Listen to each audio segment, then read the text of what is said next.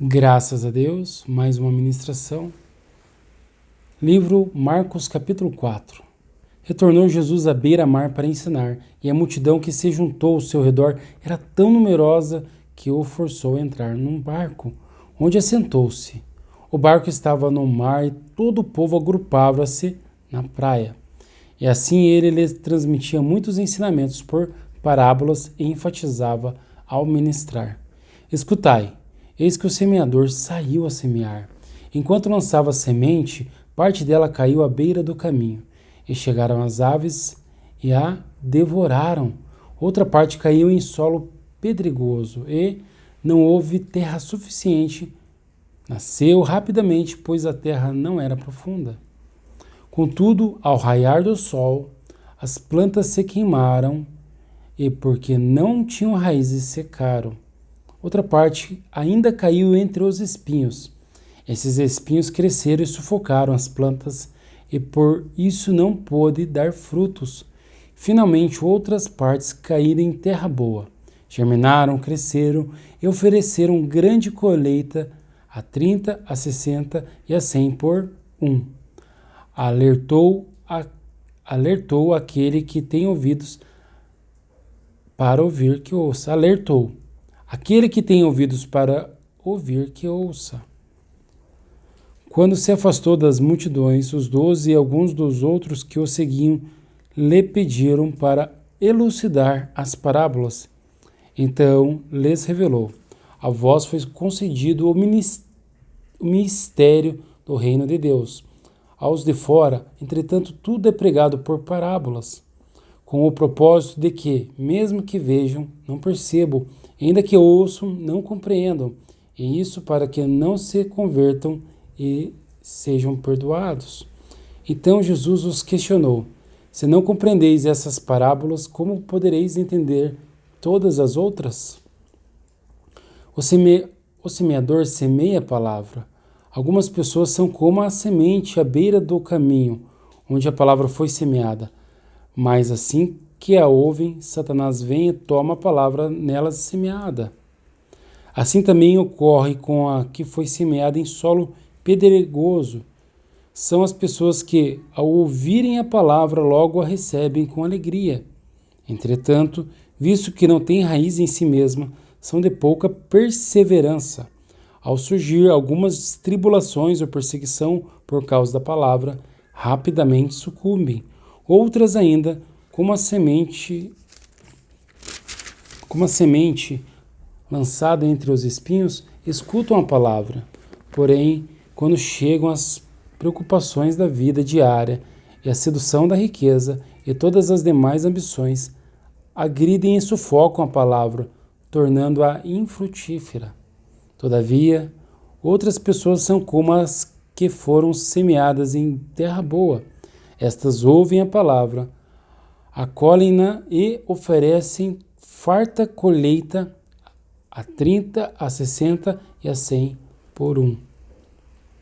E lhes propôs: quem porventura traz uma candeia para colocá-la sobre um vasilhame ou debaixo de uma cama, ao invés não a traz para ser depositada no candelabro? Pois nada há de oculto que não venha a ser revelado, e nada em segredo que não seja trazido à luz do dia. Se alguém tem ouvidos para ouvir, que ouça. O terreno que ele está semeando é a mente humana. E ele te dá a saber isso. A palavra é vida, é Jesus Cristo, é parte dele.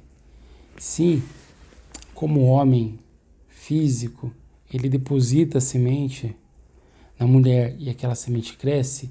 Por isso também é comparado à igreja como mulher, porque dentro da igreja está a mente, a qual é depositada a palavra do Deus vivo, a palavra do Pai. E ali naquela mente é gerado um filho, ou seja, você sendo um com Jesus Cristo. E à medida que você persevera nisso e você cresce nisso, essa palavra se torna uma árvore frutífera na tua mente e gera frutos. Sim, e gera frutos. Os frutos são saborosos. Os frutos são qualidades em você, na tua mente, porque a palavra está fixada na tua mente. E os frutos são os frutos do Espírito Santo. Benignidade, mansidão, paz, longanimidade. Sim. E entre outros mais, né? Eu não digo que você gera fruto, tá? Porque quem gera fruto para o reino de Deus é o próprio Deus. E sim, ele trabalha através dos seus servos, os profetas, dos filhos, do universo, da luz, das visões. Mas quem gera é ele. Mas em ti ele coloca frutos e você cresce no amor de Deus. Isso é supremo. Mas essa pessoa agora é para ser vista. Não quando dá esmolas, quando ajuda as pessoas em prioridade, isso não. Mas é para ser admirada, que é uma nova criatura. Ela é rara, é o serviço do Senhor.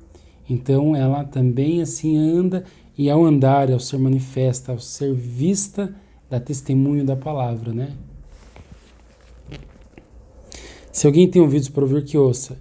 E seguiu ensinando: ponderai atentamente o que tendes ouvido, pois com a medida com que tiveres medido vos igualmente a vós, pois igualmente medirão a vós, e ainda mais vos será acrescentado. Porquanto ao que tem mais se lhe dará, e quem não tem, até o que tem lhe será tirado.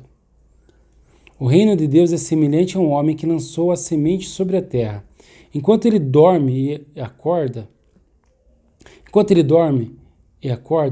durante noites e dias a semente germina e cresce, embora ele desconheça como isso acontece.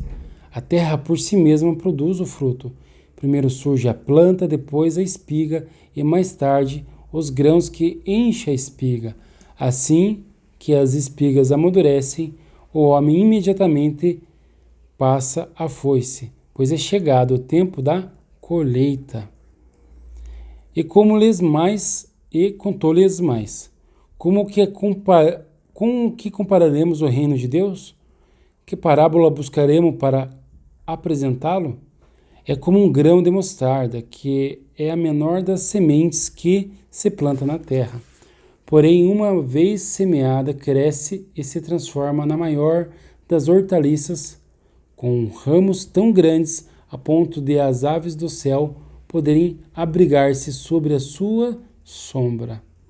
Assim, por meio de muitas parábolas semelhantes, Jesus lhes comunicava a palavra, conforme a medida das possibilidades de compreensão de seus ouvidos. Há muito para se compreender, ele é a sabedoria e ele ensina na capacidade que vai aprendendo. Os discípulos foram muito além daquilo, na aprendizagem, no conhecimento, né? Pois o reino dos céus não é religioso, é fato. Veja, assim que as espigas amadurecem, o homem imediatamente lhe passa a foice, pois é chegado o tempo da colheita. Ou seja, quando os frutos todos do Espírito que haviam de ser brotados, brotaram naquela boa terra, naquela boa consciência fértil para a palavra de Deus, que Deus assim a fez, né? Porque é Deus quem faz a terra. Aí vem o tempo da cega. O que é tempo da cega? É o tempo em que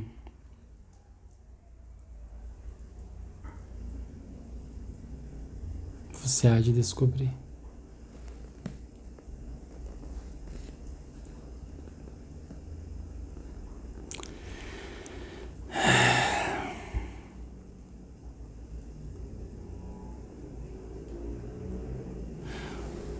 E nada lhes transmitia sem usar alguma parábola. Entretanto, quando estava em particular com seus discípulos, explicava-lhes tudo claramente.